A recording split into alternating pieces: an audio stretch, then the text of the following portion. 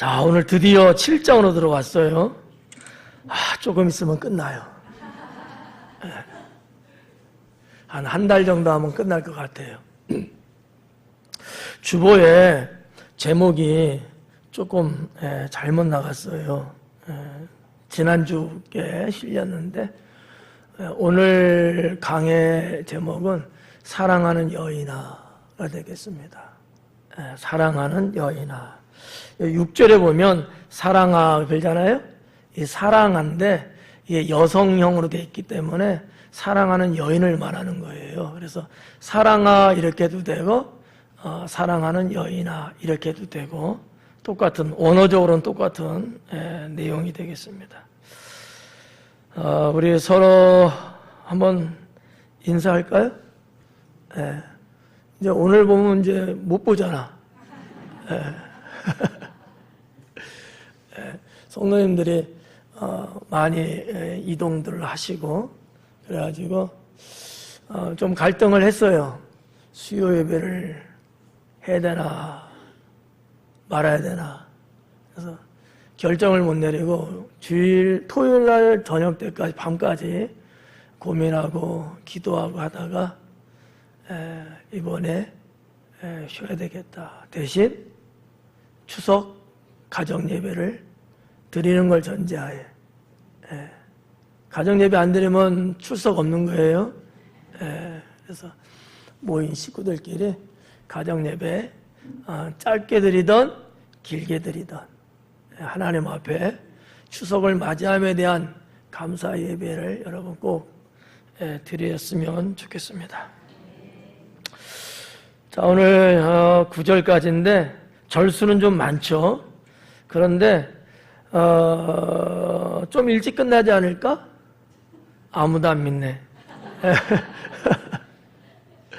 근데 좀 일찍 끝날 것 같기도 해요. 그다지 제가 강해를 하면서 설명해 드릴 내용이 그렇게 많지 않아요. 그리고 다 쉽게 구성이 돼 있어 갖고 자, 아무튼 출발을 해보도록 하겠습니다. 귀한 자에 따라 신을 신은 내 발이 어찌 그리 아름다운가 그래요. 귀한 자의 딸이라고 그랬어요. 이 귀하다고 표현했는데 신분을 지금 말하고 있는 거예요. 지금 솔로몬이 술람미 여인에게 하는 이야기거든요. 근데 원래 원어는 귀한 자는 아니에요. 의미가 다른 건데 어떤 거냐면 자기가 해야 될 일을 알아서 하는 자, 내가 해야 될 것을 알아서 한다는 것을 귀하다고 번역을 했어요. 왜냐하면 옛날 고대 사회에 자기의 일을 자신의 처신을 알아서 하는 사람들이 대체 누구였느냐? 귀족들이었어요. 그러니까 일반 말이 좀 어폐는 있습니다만 일반 서민들 또 하류 계층에 있는 사람들은 자신들의 할 일이 그다지 없기도 했고 또 하지도 못했어요. 그런데 귀족 사회에서는 이 귀족들은 그런 것들을 나름대로 감당하고 충분히 소화를 해냈다는 사실이죠. 그래서 이 단어를 그런 뜻의 단어인데 오늘 성경학자는 이거를 귀하다라는 단어로 번역을 해놓은 거예요. 원래는 귀하다는 말은 아니에요. 이해 간가요? 가요 안 가요? 잠이 오면 안 돼요? 이해를 할 수 있어야 돼. 이해를 못하면 제가 강해를 여러분에게 솔직하게 해드릴 수가 없어. 성경에 있는 그대로 할 수밖에 없거든요. 이게 훨씬 편하잖아. 그죠? 귀하다. 편하지 뭐. 근데 왜 귀하다는 단어로 번역을 했겠느냐라는 거지. 내가 할 일을, 내 어떤 처신을 내가 스스로 해낼 수 있는 사람이라는 얘기예요. 그러한 자의 딸이다라는 얘기지. 자, 이렇게 놓고 보면 이 술람미의 집안, 그 집안은 좀 귀한 집안이 아니었을까? 이렇게 예측할 수도 있습니다. 그런데 그거는 한 20, 30%밖에 안 될 것 같아요. 근데도 불구하고 왜 귀하다는 단어를 말하고 있을까? 솔로몬이 귀한 자거든요. 술람미는 이제 솔로몬의 부인이 됐단 말이에요. 그러니까 원래 내 신부는 그렇게 말을 할 정도의 고명한 사람, 그런 집안의 딸은 아니에요. 네. 우리가 쭉 봤지만 술람미 여인이 뭘 하는 여인이었어요? 직업적으로 포도밭에 나가서 그 따가운 떼약 뺏어서 일을 할 수밖에 없는 여인이었거든요. 이런 걸 보면은 그렇게 여러분 귀한 집안의 자제가 그런 일을 할 리가 없잖아요. 그러니까 신분이나 가정의 환경은 그러진 않았지만 솔로몬을 만남으로 인해서 솔로몬의 아내가 됨으로 인해서 귀한 솔로몬이 갖고 있는 그 명분, 그 명칭, 그거를 이 술람 여인도 갖게 됐다는 얘기예요. 이 7장에 들어와서는 이제 이미 부부의 관계, 혼인의 관계, 그런 관계 속에 있는 거거든요. 그래서 이 표현은, 솔로몬의 이 표현은 술람미 여인의 원래 집안이 그래서 귀한 딸이 아니고 신분이 바뀌었기 때문에 그렇게 호칭을 해주는 거예요. 우리도 마찬가지죠. 죄악으로 죽을 수밖에 없는 우리인데 예수님이 나를 구원하셔서 이제 나를 자녀라 칭해 주시고 영원한 하나님 나라 천국 백성 되게 해주셨잖아요. 우리의 신분은 바뀌었어요.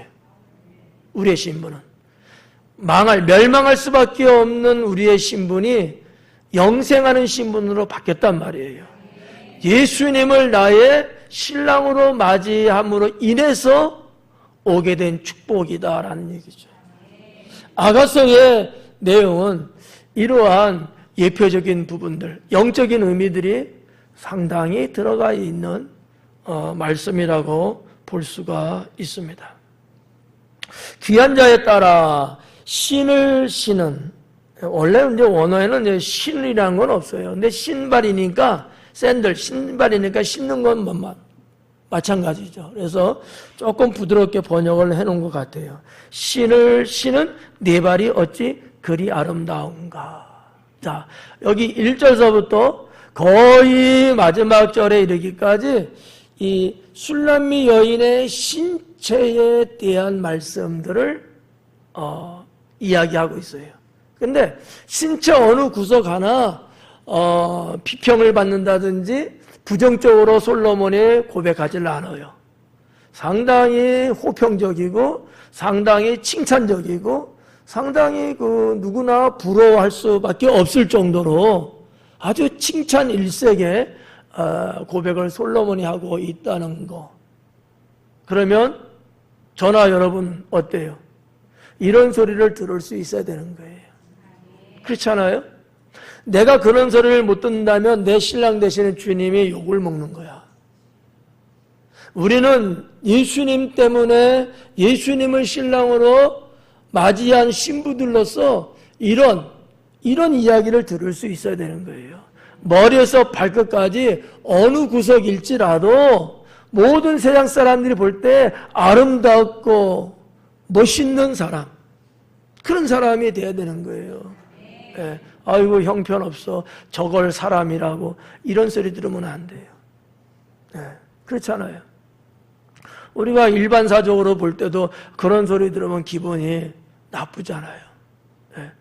설상 내가 그 정도밖에 안 되는 사람일지라도 고치고대로 나한테 그런 말 하면 내가 기분 좋을 리 없죠.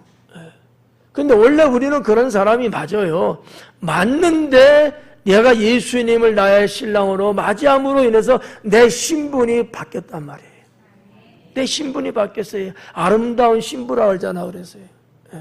그러면 우리는 거기에 맞게끔 우리는 영적인 의미에서 신체적인 어느 구석구석 하나하나 빠짐없이 정말 멋있고 향기나고 그래야 된다는 거예요. 아유, 눈을 보니까 꼭 동태 뭐 같아. 이런 소리 들으면 돼요? 안 돼요. 아이고 머리카락 봤더니만 뭐가 떡 쳤어. 이런 소리 들으면 돼요? 아니란 말이에요. 머리카락을 봐도 발가락을 봐도 아니면 배꼽을 봐도 뭐를 봐도 와, 참 아름답다.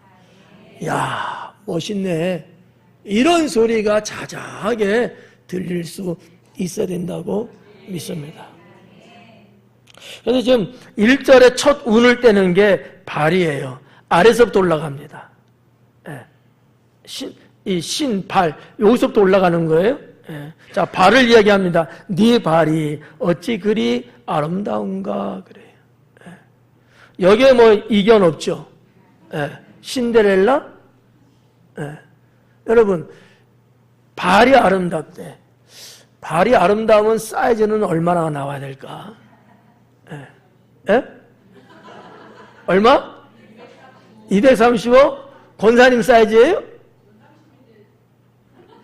30이요? 어휴, 그러면 또 40은 서럽지. 그런 것은 중요하지 않다. 그런 거 중요. 사랑하는 사람에게는요, 사이즈가 몇이냐 이거 전혀 중요하지 않아요. 그 자체가 중요한 거야. 우리 주님은 그렇게 나를 봐주신다는 거지. 아셨죠? 사랑하면요, 새근새근 잠자는 것도 그렇게 아름다울 수가 없대. 나도 아무 말 안 하잖아. 새근새근 잠들어도. 그냥 여러분 자체가 나는 좋아. 그러니까 마음 놓고 주무셔도 상관은 없어. 그러나 내가 책임은 질 수 없어. 영원히 잠드는 건 안 되지. 그러니까 하나님은 우리의 마음을 보시고 우리의 영혼을 보시는 거지 우리의 외모를 보는 건 아니잖아요. 그런데 솔로몬은 이렇게 고백한 거였어요. 너의 발이 어찌 이렇게 아름다운 게 어찌라는 이 단어 감탄사이면서도 의문문을 사용하고 있거든요. 이게 이해가 안 간다는 거야. 얼마나 여러분 아름다우면 내 생각으로 내 상식과 지식으로 이게 도저히 이게 이해가 안 간다는 표현이야. 아, 우리 성도님도 그런 소리 들으면 살면 좋겠다. 그런 소리 안 듣고 살아요? 어떡하냐? 아니 세족식 할 때 보니까 발들 아름답던데. 어찌 그리 아름다운가. 이제 문제는 그 다음부터예요. 너의 넓적다리는 이 술람미 여인의 넓적다리 이야기하고 있는 거. 넓적다리. 뭐 이제 원어적으로는 여러 가지 이제 해석은 됩니다만 대체적으로 어느 부위를 말하냐면 허벅지 하고 엉덩이 쪽 정도 아마 될 거예요. 그러니까 무릎 위에서부터 엉덩이에 이르기까지를 표현하고 있는 단어를 썼는데 번역은 넓적다리라고 했습니다. 너의 넓적다리는 둥글어서 숭늉공에 손이 맞는 구슬개미 같구나 그래요. 숭늉공이에요. 요즘 말하면 이제 전문가를 지칭하는 단어인데 그 사람이 만든 구슬개미예요. 잘 만들었을까요? 못 만들었을까요?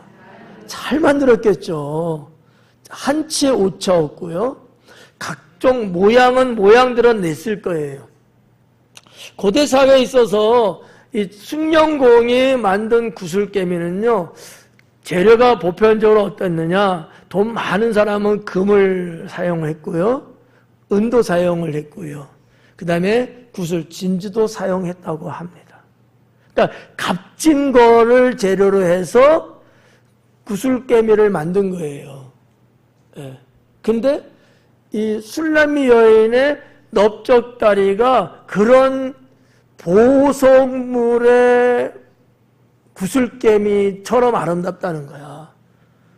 이런 소리 여러분 남편한테 들어봤어요?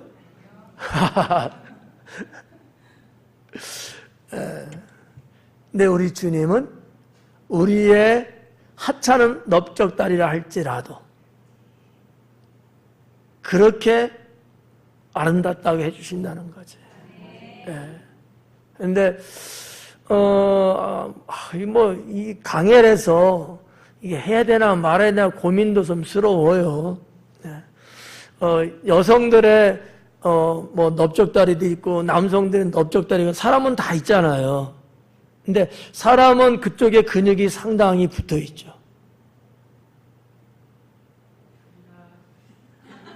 우리 연훈 선생님 넓적다리는 근육이 붙어 있어.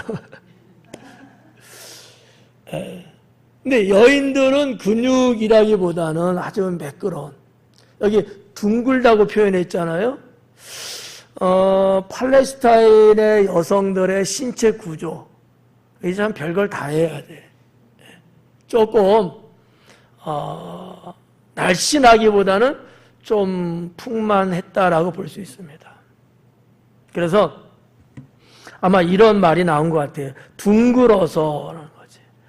이 협소하고 조그만 게 아니에요. 여성이니까 날씬하고 이렇게 생각하는 건 아니고, 그 국가나 민족 간에 신체적으로 서로 다른 부분들은 상당히 있잖아요. 중국에 여러분 미인은 누구라 그래요?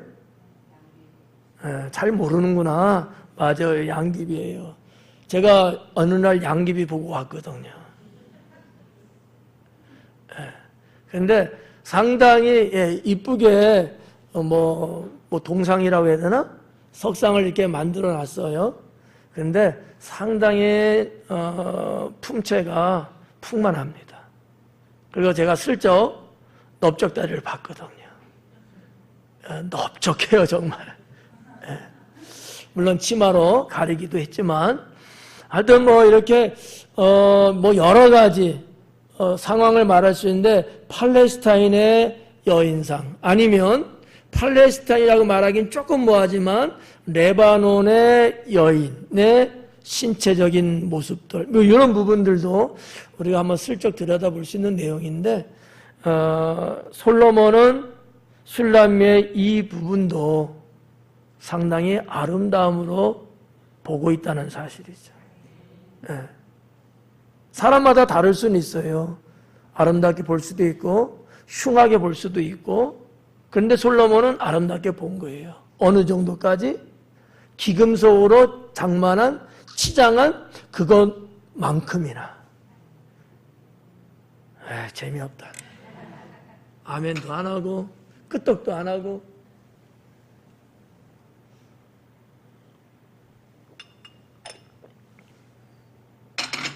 여러분이 호응을 잘하면 제가 신나갖고 일찍 안 끝날까 봐 안 하는 거죠.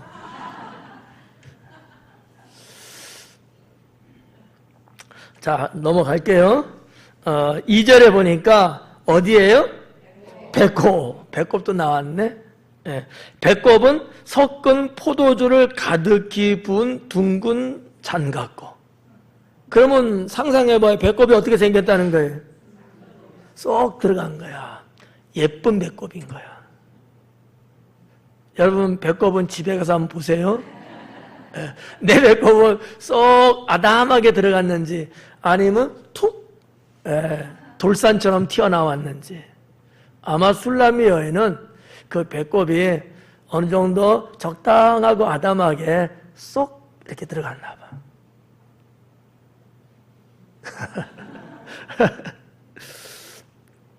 섞은 포도주를 가득히 부은 둥근 잔이래요. 이 섞은 포도주라는 얘기는 그 현대로 말하면 칵테일한 거야. 그 포도주도 여러 가지 종류가 이제 고대 사회도 있었거든요. 가장 좋은 품질로서 섞어서 이 고관이나 귀족이나 왕족이나 등등 이러한 사람들은 이제 마셨다라고 기록이 돼 있거든요. 아마 그것을 이야기하고 있는 것은 아닌가. 그래서 둥근 잔 같고, 허리는 백합포로 두른 밀단 같구나 그래요. 허리까지 올라왔어요.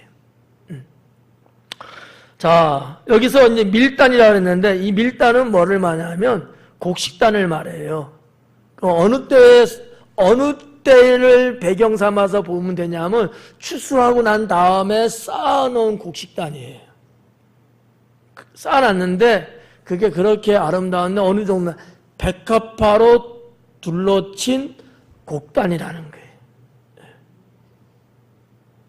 언제 또 뭐 그런 걸 봤나 못 봤나. 하여튼 그렇다는 게 상상이 좀 안 가요? 아니, 시골 사람들이 그걸 상상을 못하면 어떡해? 여러분 농번기 때 추수 때 보면은 요즘은 다 탈구하고 바로 그냥 묶어갖고 해서 그냥 없죠. 그러니까 요즘 생각하면 안 돼.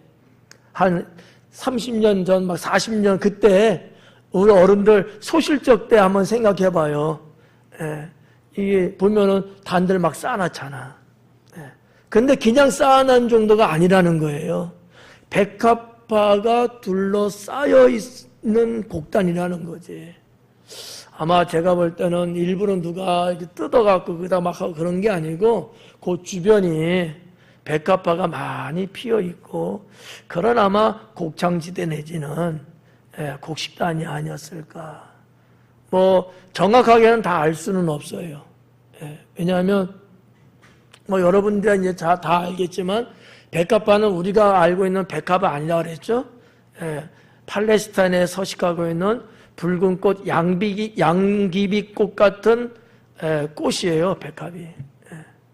이게 일반 들녘에 많이 핍니다. 한 3월쯤 되면요, 막 꽃이 피기 시작해갖고요, 봄철이 되면 아주 붉게 물들 정도로 많이 서식하거든요. 들녘에 나가보면, 동산에 가보면 많이 볼 수 있는 것이 백합화입니다. 허리는 백합화로 뚫은 밀단 같구나. 그러니까 이 술라미 여인의 허리가 두 가지를 생각할 수 있어요. 조금 곡선을 그리듯이 아름답게 허리가 들어갔다 이렇게 볼 수도 있고 아니야. 왜냐하면 곡신 밀단을 쌓아 놓은 거니까 좀 펑퍼짐했을 거야. 그래서 뭐 허리도 그냥 보편 여성분들 어느 정도 이렇게 되지 않았을까 이렇게도 볼 수 있고 나머지 한 가지 더 해석할 수 있는 부분이 있는데 그것은 우리 어린 자녀들이 있어갖고 제가 생략하고 넘어가겠습니다. 그리고 3절에 두 유방은 암사슴의 쌍태 새끼 같고 그래요. 술라미 여인의 젖가슴은 암사슴의 쌍태 새끼 같대요. 암사슴의 쌍태는 암사슴에 대한 노루에 대한 것은 우리가 이미 뭐 사장이나 이런 데서 하고 왔어요. 상당히 힘이 있고 노루는 힘이 있고 사슴들은 아름답고요. 그런 것들을 상징하는 동물들인데 여기서는 지금 암사슴의 쌍태 새끼 같대요. 그러니까 술라미 여인의 젖가슴은 상당히 아름답고 그리고 아마 젊은 여성이었겠죠? 그래서 상당히 힘이 탄력이 있어 보여서 이렇게 기록한 게 아닐까. 저는 그렇게 해석하고 싶습니다. 이 참 더 깊이 더 많이 하기가 참 어려워요. 그 여성들의 어떻게 보면 뭐 가장 돋보이는 신체 부위 중에 하나가 가슴이라고 하잖아요. 그 부분이 솔로몬이 봤을 때 그 하나만 갖고도 매력을 느끼고 상당히 뭐 고대 사회로 놓고 보면 뭐 이 부분 말고 더 나가서도 이제 나옵니다만 이 술라미 여인에게는 생산력이 자녀를 낳을 수 있는 어떠한 여성으로서의 힘 이게 대단히 좋았겠구나라고 봤던 것 같아요.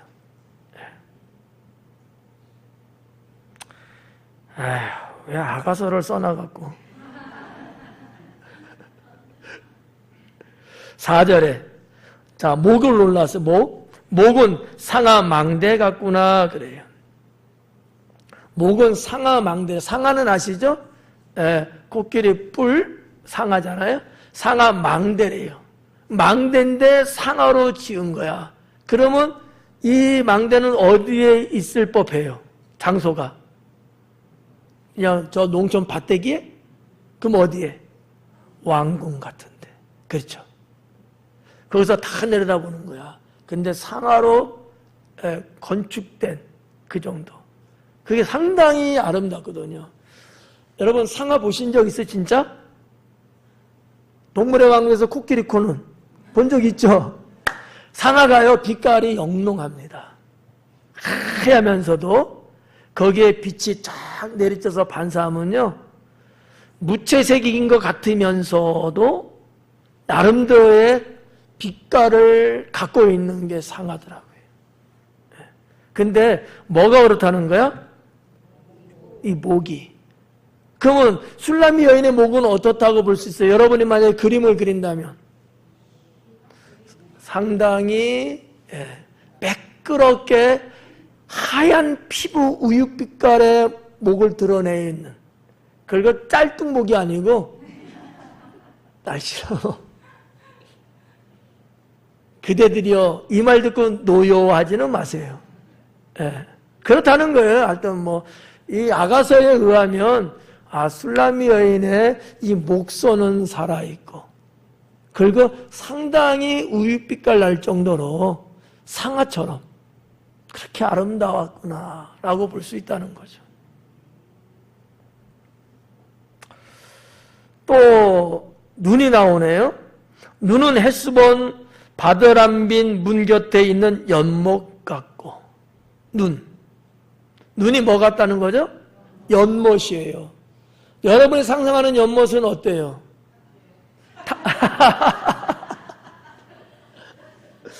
뭐 그런 연못도 있지. 근데 연못이 말하고 있는 상징성은 뭐예요? 수정같이 맑은 거잖아요. 왜 그럴까요? 왜 연못이 맑을까요? 고여있지 않아서 맞다 갈 수는 없어요. 관리해서 뭐 그럴 수도 있겠죠 뭐. 근데 보편적으로 연못은요, 지하수가 올라옵니다. 그게 진짜 연못이에요. 물을 가다 놓고 고여놓고 이건 연못이라 말하긴 그래. 그건 그냥 저수지야. 진짜 연못은요, 샘에서 물이 솟아 올라와요. 그래서 연못이 되는 거거든요. 제가 생각하는 연못과 여러분이 생각하는 연못은 질적으로 달라. 솔로몬이 술라미 여인의 눈을 연못 같다고 표현했는데 거무디틱한 연못을 그렇게 했겠어요? 아니지. 그건 아니지. 수정같이 맑은, 마치 요한계시록에서 말하고 있는 것처럼 눈이 그렇게 수정 같다는 게 맑다는 거예요. 그러니 여러분 그 눈만 쳐다보면 어떻게 돼요? 빨려 들어가요. 남자들이요. 같은 여성이 봐도 맑은 수정체를 보면 빨려 들어가는 느낌을 가질 수 있거든요. 솔로몬이 그 눈을 봤을 때 어땠을 것 같아요? 빨려 들어가거든. 그래서 뭐 맞는지 안 맞는지 모르지만 저도 들은 얘기예요. 여러분도 아마 들은 얘기일 거야. 뭐 인도 여성들 이렇게 여기 까만 거 하잖아요. 이거 왜 한다고 그랬어요? 눈 보지 말라고. 여인들의 눈을 보면 여성들은 빨려 들어가요. 그만큼 그 지역의 여성들의 눈은 매력이 있다는 거지. 그래서 여기에 검은 걸 이렇게 일부러 한다는 거예요. 이게 뭐 가짜인지 진짜인지 모르지만 제가 알기에는 진짜일 것 같아요. 그 설이. 직접 들은 얘기니까. 근데 하여튼 이 술라미는 뭐 그거 있는지 없는지 몰라요. 팔레스타인 그 네바논 사람이라고 보니까 네바논이든지 팔레스타인의 사람이든지 자, 아무튼 이 눈이 그 정도라는 거예요. 그러니 어느 것 하나 뺄 데 없을 만큼 여성으로서의 아름다움과 매력을 지니고 있지 않았겠느냐라는 거지. 그러면 정말 술라미 여인이 정말로 사람의 눈으로 평가했을 때 그랬을까? 아니었을까? 과장한 걸까? 사실일까? 여러분이 알아서 해석하세요. 사랑하는 사람의 눈에는 그만큼은 보일 수 있어요. 근데 하나님이 성경을 기록하게 한 데에는 이유가 있겠죠. 그래서 그렇다고 보면 거짓을 과장해서 기록한 것은 아닐 것이다. 그럼 뭘까? 이건 분명한 것 같아요. 사랑하기 때문이죠. 우리 주님이 여러분을 사랑하기 때문에 여러분의 어느 신체, 구조, 조직 어떤 것이든지 그렇게 아름답게 보시는 주님이라는 거죠. 저는 이 한 가지로 다 세이브 될 것 같아요. 힘이 되고 위로가 되는 거죠. 자, 아무튼 이렇게 보고요. 그 다음에 코가 또 나오죠. 코? 코는 뭐라 그래? 다메섹을 향한 네바논 망대 같구나. 망대가 두 번 나왔네. 상하로 된 망대. 요거는 네바논을 향한 망대예요. 그럼 무슨 얘기예요? 자, 여러분 네바논과 다메섹이 있어요. 지금 시리아잖아요. 다메섹인데 이 고대 사회에 전쟁들이 많이 하지 않습니까? 그래서 항상 적군이 누구냐? 그쪽이 적군이에요. 네바논은 지중해 그 해안에 있는 국가고 시리아는 이스라엘 북쪽에 있는 국가인데 거리는 좀 있지만 같이 접경하고 있거든요. 언제나 적군으로서 우리 땅을 침범할 수 있어요. 그래서 네바논 국경에 이 망대가 있단 말이에요. 지금 보면 뭐라 그래요? 코가 그렇다는 거예요. 코가. 이 망대가 여러분 낮아야 제 기능을 할까요? 좀 높아야 제 기능을 할까요? 그렇겠죠. 망을 보는 거니까.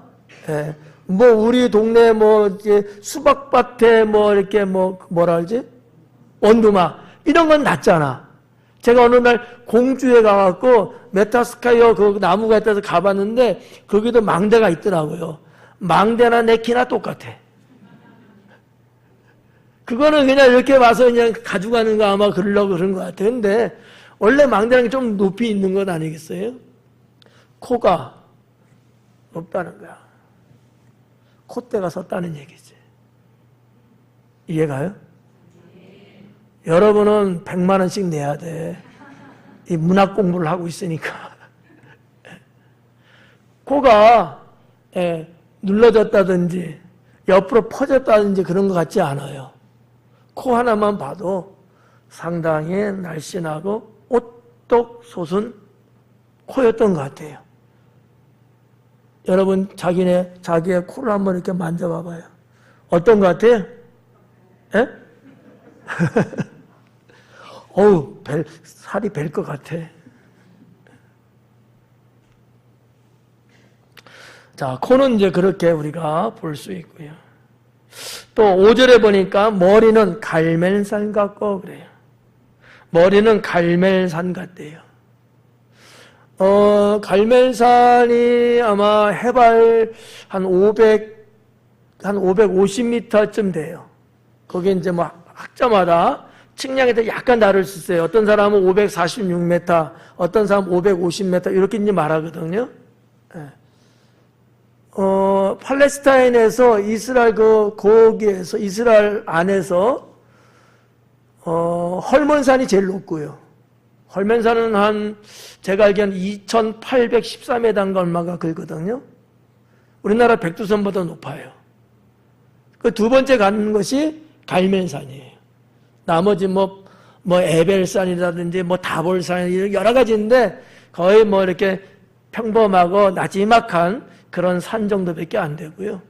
근데 갈멜산은 상당히 고대 사회에 특히 이스라엘 백성들에게 있어서 아주 중요한 산이기도 했어요. 여러 가지 군사적으로 요충지가 될 수도 있고요. 왜냐하면 갈멜산 그 앞부분 쪽에 멀지 않는 그 앞부분 쪽에 무기또라는 그 지역이 있거든요. 아마 성주순례 가신 분들은 기억을 더듬어 보면 아마 될 거예요. 이렇게 마치 동물 속에 이렇게 밑으로 내려가서 이렇게 움직였던 데 있잖아요. 그게 무기또거든요. 이 무기또는 군사 요충지예요. 그 길을 통하지 않고서는 남부로 오갈 수 없을 정도로. 그래서 전쟁이 늘 많이 일어난 곳이에요. 역사의 기록을 보니까 약 한 800번 정도는 전쟁이 일어난 곳이다. 이렇게 기록이 되어 있더라고요. 예. 그러니까 갈멜산은 그거 내려다 보여요. 산에서 보면. 사방팔방이 다 발 아래 있어갖고요. 다 보이는 데예요. 여러분이 잘 알고 있는 엘리야 선지자가 바알, 아세라 목상 850대 1로 싸웠던 것. 하나님께 단을 쌓고 하늘에서 불이 내려와 제단을 불살았던 그 장소. 그게 갈멜산이에요. 근데 여기 지금 솔로몬은 그걸 말하고 있죠. 뭐라 그랬어요? 갈멜산 같고 뭐가? 머리가. 야, 그러면은 키도 컸을 것 같다. 네. 내 진즉에 알아봤어요. 목이 길다랗고 코가 뽀쪽한 거 보니까 키도 컸을 것 같아.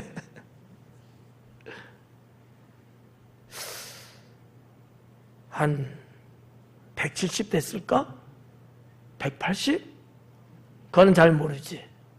아무튼 그 당시에 여성들에 비해서 아마 어느 정도 키도 아마 있지 않았겠는가 이렇게 저는 그냥 추측해 봅니다. 왜? 머리가 갈멜산 같다는 것은 높다는 얘기거든요. 머리가 높이 있어요. 근데 갈멜산에 다볼산 같다면 키가 작은 거야. 근데 갈멜산 같다는 거 한 거 보니까 아마 키도 어느 정도 크지 않았을까 이렇게 생각해 볼 수 있고요. 드리운 머리털은 자줏빛이 있으니 그래요. 드리운 머리털, 드리운다라는 얘기는 길게 늘어뜨린다는 얘기거든요. 늘어뜨린다는 표현이에요. 근데 그 머리카락은 자줏빛이 있다는 거죠. 그 시대도 칼날을? 이게 좀 그래요. 해석하기가 조금 어려워요. 별거 아닌 것 같지만 어려워요. 왜냐하면 우리가 앞부분에서 보고 넘어올 때 6장 같은 데서 이 술라미 여인의 머리카락은 염소같이 검다고 했거든요. 근데 여기 7장에서는 지금 자줏빛이 난다는 얘기예요. 그래서 제가 그 앞뒤에 있는 내용을 좀 더 살펴보고 나름대로 추측을 하면서 해석을 해봤어요. 원래 술라미 여인의 머리카락은 검을 것이다라는 거는 저는 그렇게 봐요. 그러면 여기서 말하는 이 자줏빛이 난다는 얘기는 뭘까? 그 뒤에도 연결돼서 나오는데 아마 우리 머리카락이 길게 늘어뜨리는데 거기에 자주색 뭔가 이렇게 여성들의 띠 같은 거 치장으로 그런 부분을 하지 않았을까라는 생각을 해요. 왜냐하면 이제 술라미 여인은요 보통 여인은 아닙니다. 고귀한 여인이 됐어요. 그의 머리에서 발끝까지는요 그 신분에 맞는 여성으로서의 치장을 하는 게 맞아요.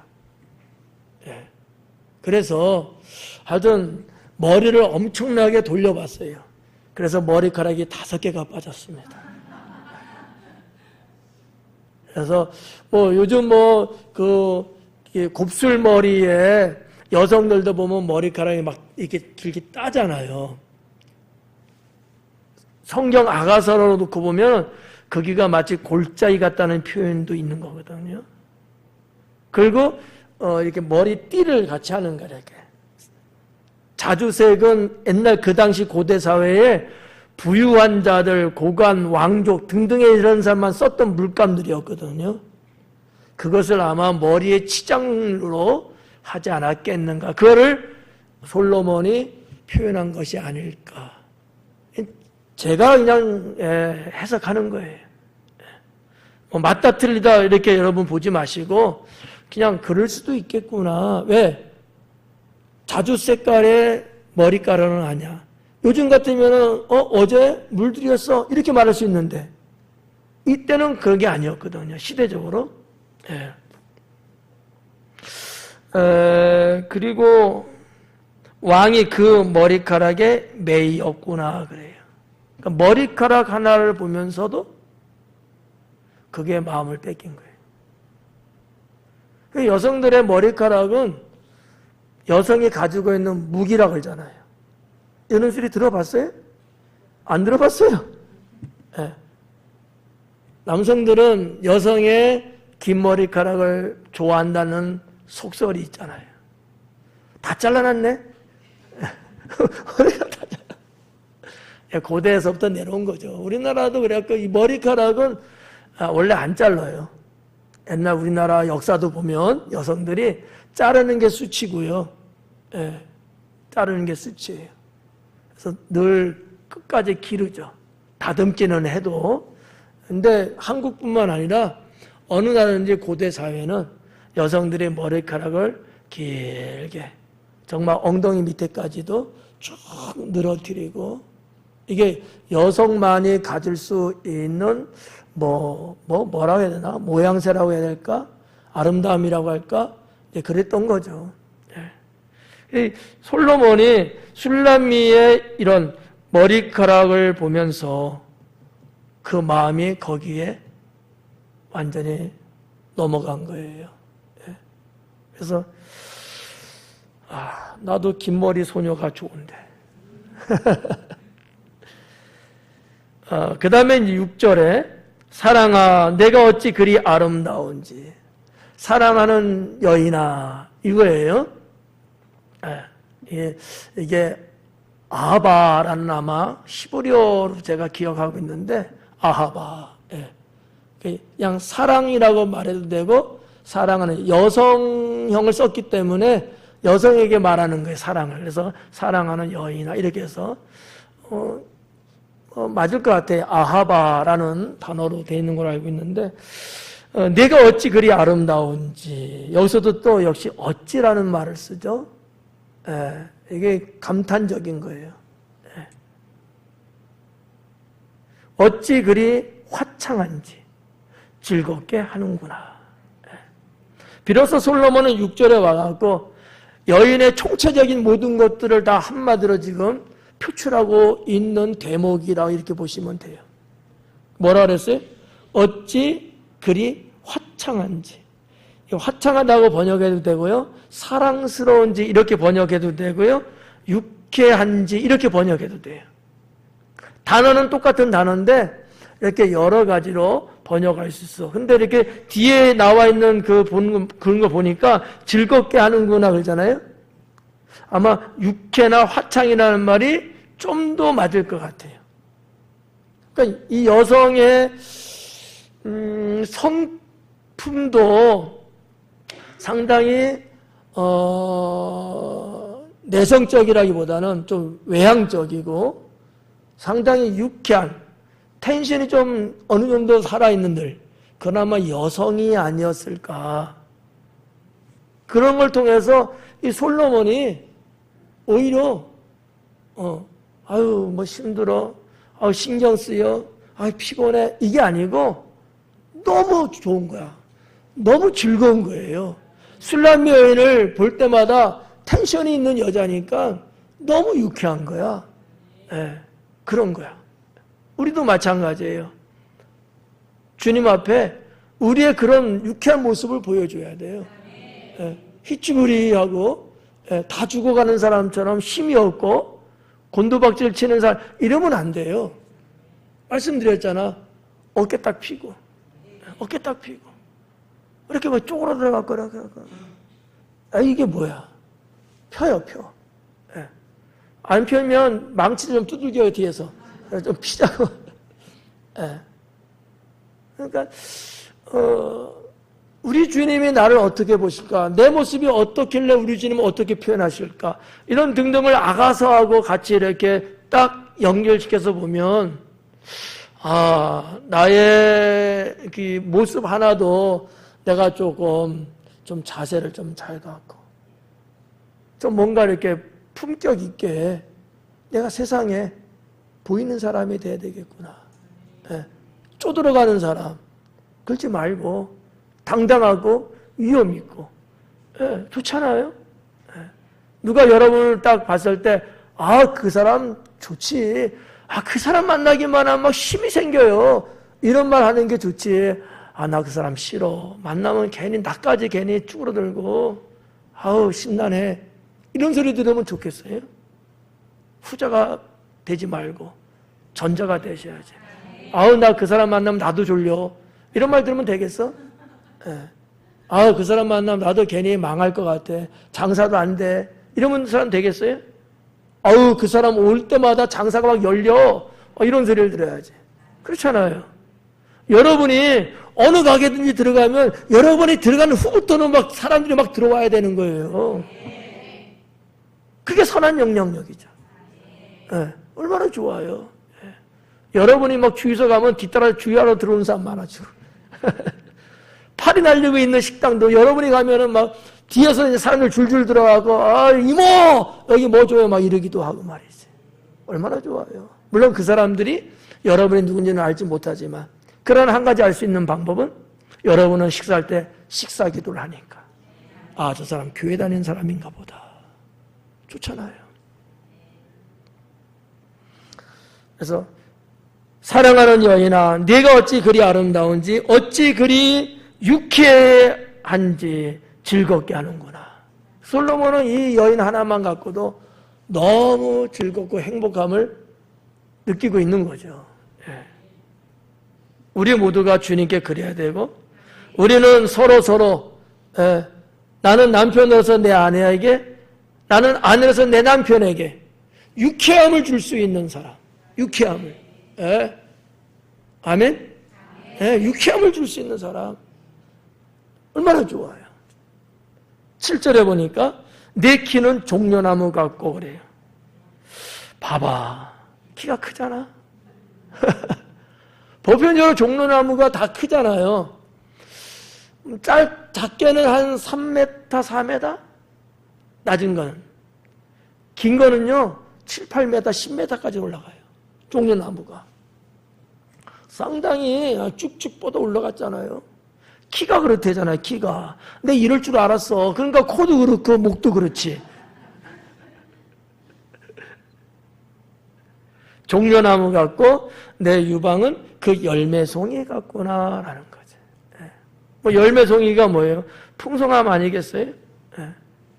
그렇잖아. 열매잖아. 열매송이에요. 뒤에도 나옵니다만 포도송이가 또 나오네요. 이게 여러분 과실이 얼마나 풍족합니까? 더군다나 여러분 팔레스타인에 여호사 갈렙이 정탐하러 들어갔을 때 갖고 나온 게 뭐예요? 포도송이. 얼마나 컸어요? 장령 두 사람이 메고 나올 정도였다 알잖아요.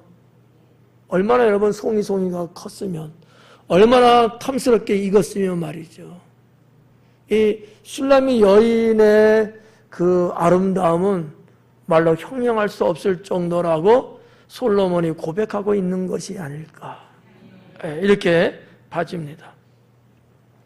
8절에 보니까 내가 말하기를 종려나무에 올라가서 그 가지를 잡으리라 하였나니, 이게 이제 솔로몬의 이제 생각이에요. 솔로몬의 어떠한 소망이라고 말하기는 그렇고, 내가 이렇게 해야 되겠다라는 어떠한 그 마음을 여기 지금 8절에 기록했다고 볼 수 있습니다.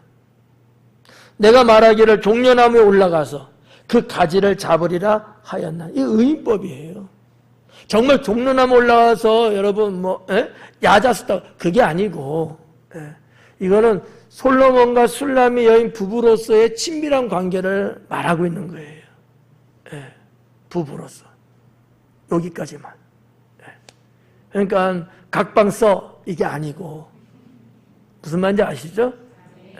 솔로몬이 그 슐라미를 생각하고 그 아름다움과 그 유쾌하게 만들어주는 그런 모든 것들을 보면서 이게 슐라미에게 끌리지 않을 수가 없는 거예요.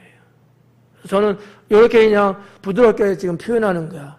부부로서 친밀한 관계를 갖기를 원하는 마음을 8절에서 지금 표현하고 있다라고 볼 수 있죠. 그러면서 뭐라 그래? 너의 유방은 포도송이 같고 내 콧김은 사과 냄새 같고. 콧김이 사과 냄새인지 뭔지 어떻게 알아? 콧김인데. 코에다 갖다 대야 할 거 아니야. 어떻게 이제 갖다 댈 수 있어요? 뽀뽀를 하든지. 그렇죠? 이 부부의 관계를 지금 표현하고 있는 거예요. 그리고 9절에 너의 입은 좋은 포도주 같을 것이니라. 봐봐요. 입맞춤이에요. 네. 이 좋은 포도주 어때요? 우리는 뭐 술을 안 먹으니까 모르겠고 먹었던 사람 자수하고 한번 말해봐요. 어? 달콤하고 그러지 않았겠어요? 포도주. 전 순수한 100%의 순포도일 거 아니에요. 즙을 내갖고 발효된 거니까. 예. 얼마나 여러분 달달하고 맛있겠냐고요. 입맞춤이 그렇다는 거예요. 여러분 지금도 입맞춤이 그렇게 달콤해요? 그래야 되는데 아니라네. 그리고 이제 9절 중반절에 이 포도주는 내 사랑하는 자를 위하여 미끄럽게 흘러내려서 자는 자의 입을 움직이게 하느니라. 여기까지가 8절과 9절 여기가 방금 말씀드린 것처럼 부부의 아주 친밀한 관계, 부부로서 정말 뭐라고 해야 되나, 흠이 없고 뭐 부끄럼 없고 부부의 연을 정말 착실하게 해나가는 그런 것들을 생각하면서 내가 그래야 되겠다, 이렇게 지금 솔로몬이 말하고 있는 거예요. 그리고 이제 10절에 들어가면 지금 안 해, 걱정하지 마요. 10절에 들어가면 이런 솔로몬에 대한 술람미의 화답, 답변이 나오는데 요 고백이 또 기가 막혀요. 지금 하면 재미없잖아.